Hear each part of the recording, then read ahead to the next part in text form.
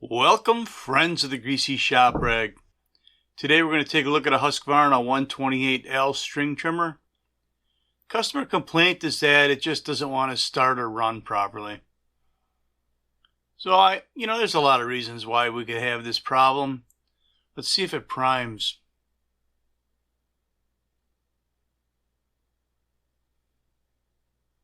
It doesn't seem like we're moving any fuel here. And if you can't get it primed, it's probably not going to start. Looks like the fuel lines are attached between the carburetor and the tank. Let's take a look inside the tank and see what's going on.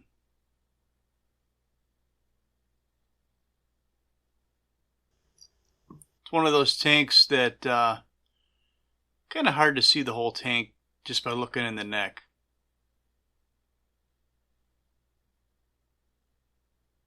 But something doesn't look right. So we'll dump the contents out and see what we got.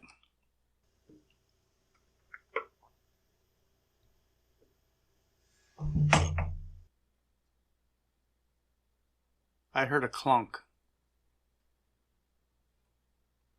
And sure enough, the fuel filter was not connected to the fuel line. So that means that we have a rotten fuel line that's going to get replaced. Now usually whenever I have a rotten fuel line and I suspect that the machine's been running, boy, look at that air filter. If I suspect the machine's been running without a filter for a while, I'll remove the carburetor and inspect that micro screen inside of it just to see if any debris is collected in there from either the tank or from the deteriorating line. So we have two nuts that hold the air filter base in place. They're also the same two nuts that hold the carburetor onto the engine. Almost dropped one of them in there.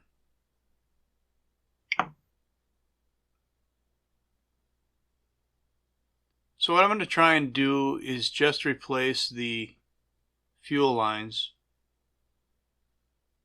Get a new filter on here and see if we can get it started.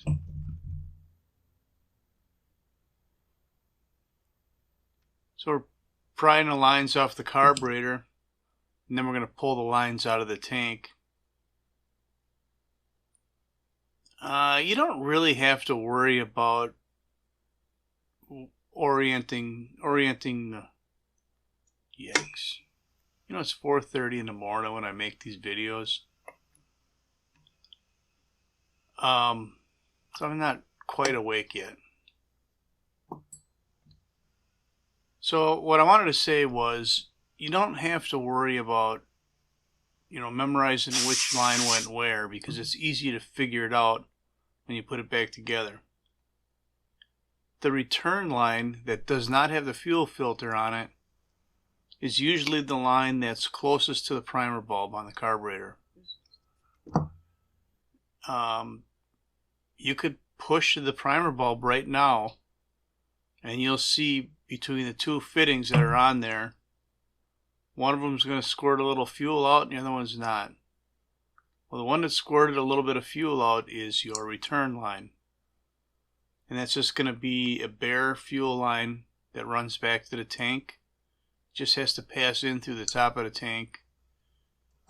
And that's it. The other line is your suction line, and that's going to have the fuel filter on the end of it. So we're cutting these pretty close to length and then cutting a taper on the end of them. And then they'll get pushed through the tank. That product I sprayed on there to lubricate the line is fluid film. And that's a lanolin based lubricant. I haven't had any problems using it on fuel line as far as, it causing a line to break down or to swell.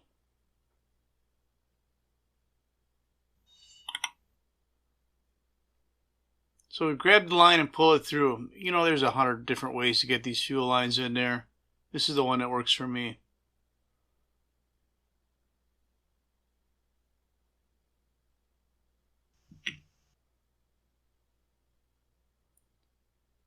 Now I want this to be the fuel filter line. And you'll see that I'm going to push it on the fitting that is not closest to the primer bulb.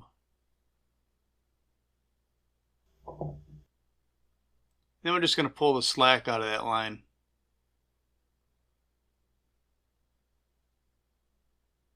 Now we'll flush cut the end and push our filter on. Now a lot of times fuel lines, you know, they need to be stretched a little bit in order to get a filter on or to get the line on a carburetor. So I just made this little tool. It was a snap ring pliers, I believe. But I took it to the grinder and tapered the nose of it so that it would fit in a fuel line, and I could just gently stretch the end of the line enough to, you know, make it soft and be able to push a filter on. See how easy that went on there? That tool's been pretty handy. You know, there's a lot of different things that'll do the same job, but that one was just rusting away in a toolbox, so I repurposed it. Alright, the short line is the return line. And we just got to get it into the tank.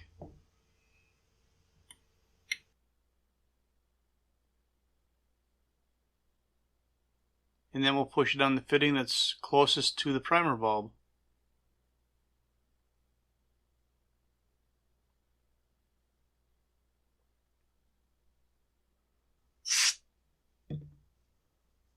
Looking good.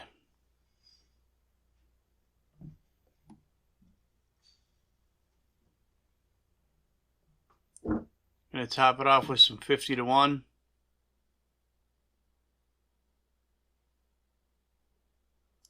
You know, I'm not working alone in the shop here. There's a bunch of us in this shop.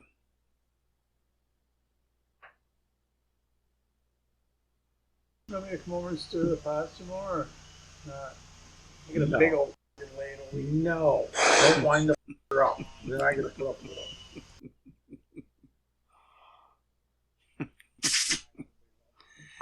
And sometimes there's a little bit of drama, you know, whatever. Alright, we're putting it back together. I have the air filter cover. No, air filter holder. Air filter base. Yeah, air filter base. We've got that in place. And we'll just put these couple of 8mm nuts on here and tighten it down. So I'm going to fire this machine up. I want you to pay attention to the way it runs and the way it responds to my carburetor adjustments. You'll notice that it starts, it's boggy, but it doesn't respond well to adjustments.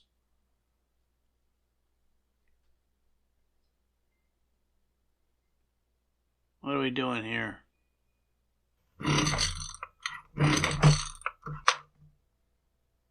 Ouch.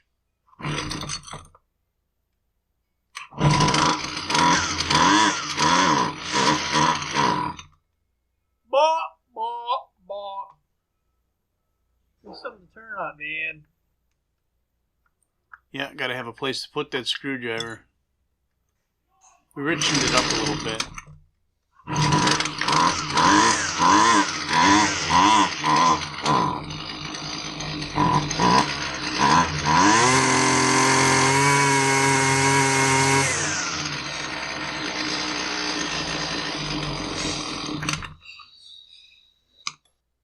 Alright, so it just didn't respond at all. Or I shouldn't say it didn't respond at all. It didn't respond consistently to my efforts to